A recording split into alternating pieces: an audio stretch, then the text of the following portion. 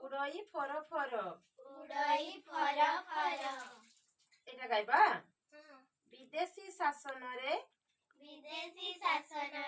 ଅଧୀନ ଥିଲା ଦେଶ। ସେକାଳେ ଭଗୁଥିଲୁ। ଆଙ୍ଗୁଳି ମାର ସମସ୍ତେ ଏଠି। କେତେ ଯେ ଆମେ କ୍ଲେଶ। ସ୍ୱାଧୀନ ଆଜି ଆମେ କାହାକୁ ନାହିଁ ଡର। ଜାତୀୟ ଧ୍ୱଜା ଆମ ଉଡ଼ଇ ଫର ଫର।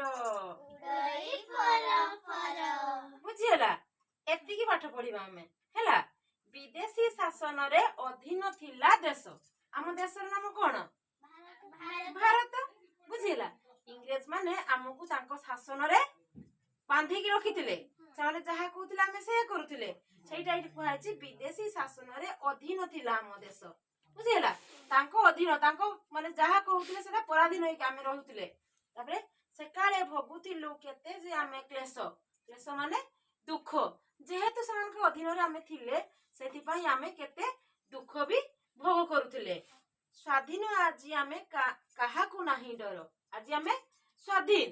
ଆମେ ଆମ ନିଜ ମତ ବ୍ୟକ୍ତ କରିପାରୁଛୁ। ଆମେ ଆମ ନିଜ ସ୍ୱାଧୀନରେ ରହିପାରୁଛୁ।